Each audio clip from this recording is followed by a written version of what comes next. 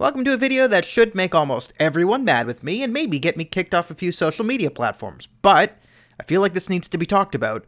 Should we cancel the Prophet Mohammed? Now, obviously, no, it's stupid, but let's talk about Quran burning for a second.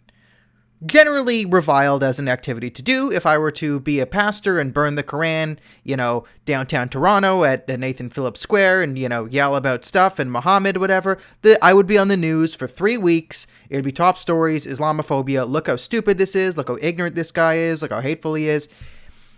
And generally, they'd be right. Usually Quran burning is a activity wrapped up in ignorance and probably a bit of hatred.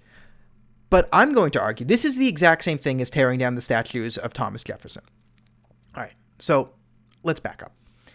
The current argument being put out by factions of the radical left is tear down every monument of every slaveholder, right? Thomas Jefferson owned slaves. Ulysses S. Grant owned one slave, was gifted to him for 1 year, hated it, freed him in under a year, then fought the Confederacy and led the Reconstruction movement, not unit, and somehow he's evil because he owned one slave for less than a year before he freed them, even though he reviled it. Okay? This is madness because the Prophet Mohammed owned slaves. Do we take down all the monuments of him? Yeah, and there's no monuments, of course, but Quran. He wrote a book. Should we cancel his book? He wrote a book. It's called the Quran. He owned slaves. Should we burn all the Qurans? Make it illegal. It's a slave-owning book. No. Now, one of the poor arguments of, I hate the term, the new atheist movement, but, against religions, and we'll use Islam here as an example because Muhammad owned slaves, is Muhammad did X, therefore he's bad. Now, you see arguments put out by, you'll see videos, there's like that Australian Islamist feminist, Asbil Abigail Muhammad, who said Muhammad was the first feminist. Now, the first feminist is a ridiculous statement, but you often hear people make the claim, though, that Muhammad was a feminist, Prophet Muhammad, and people ridicule this statement, but I actually don't think that statement is worth ridicule. I think you can make the case that, yes, the Prophet Muhammad was a feminist. But in order to make this case, what you have to do is provide historical context. So when you make the case that the Prophet Muhammad was a feminist, you have to say, okay, you have to look at 6th century Arabia, where he came from. He came from a society where there was warring, just warring tribes. This is why the Arab or Muslim greeting is Salam Alaikum, like peace be upon you. Because like literally before the times of Muhammad, like when you meet somebody you didn't know, you'd like just assume you'd kill him. So you'd yell peace to know that like, okay, we're not going to fight right here, right? So he came into an incredibly violent society. Now, in terms of where women were, you had stories of female infanticide being quite common in 6th century Arabia. So to say he went into a situation where women were, 0%, you could even argue he came into a society where women were at minus 10% in parts of it. And he took women from minus 10% to about 50%, right? There are Quranic laws, and this is currently practiced in Iran, where women are literally worth half, right? So you look at it in today's context, saying women are worth half, you could say this is incredibly misogynistic. And I think it's fair to say the Islamic Republic of Iran is an incredibly misogynistic country, right? They based it off the word of the Quran, and, Muhammad said women inherit half, their testimony is worth half, this is where it's literally half. Now, you could say, okay, Muhammad was a misogynist because he said women are half. But that's not the proper way to go about this, okay? You would have to say, you'd have to look at stories of what he did, right? You look at the society, he uplifted the women within his society. That I think that's pretty historically inarguable. Now, this is where the job comes on the current modern day imam versus to say, listen, what Muhammad did is he saw women being unfairly treated in society, and he attempted to uplift them. So if we were to say women are worth half, what the Prophet did is he argued women from 0 to 50. It is our job to follow his example, and now to bring women from 50 to 100. Like that's the job of the modern day imam, right? When they say, well, women, he said this, and this is where it stays. It stays in 6th century Arabia, right? Like he said half, they're half. So this is where you get problems with, there's a difference between historical figures like Alexander the Great, Genghis Khan, where you could say, hey, the conquering, put it in context, can great men be good men? And then when you say, like, no, this religious figure, he's the perfect man, he's absolutely perfect. So that's a flaw in sort of religious thinking, or puritanical religious thinking versus this.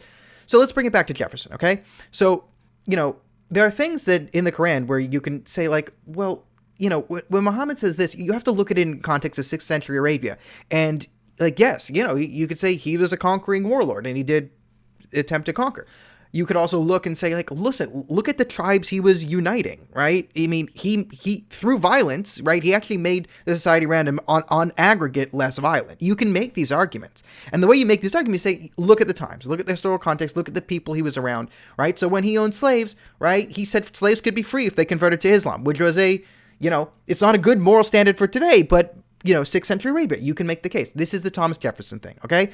Thomas Jefferson, in his writings, abhorred slavery. He couldn't free slaves because he was in massive debt, and the law was you weren't allowed to free slaves when you were in debt. It's a stupid law. He tried to change it. He didn't work. But he's the man who all men are created equal. This was Jefferson's words. So, when you say, there's reasons to cancel, to tear down the statues of Thomas Jefferson, these are the same reasons for burning the Quran. And they're equally as ignorant, and they're equally as wrong to do. But when you go down this thing, yeah, men are going to have flaws no matter what. So you can't excuse everything Muhammad did, okay? He married a 6-year-old girl, slept with her when she was 9. That's not acceptable in historical context.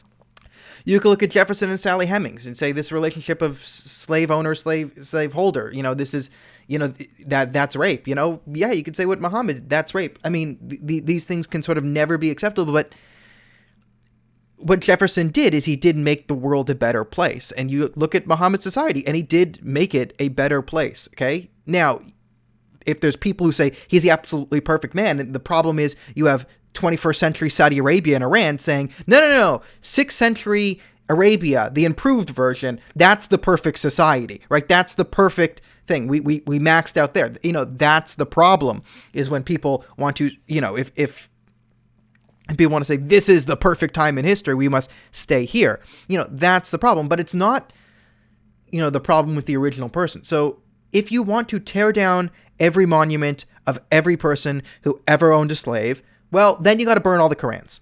It's the exact same thing.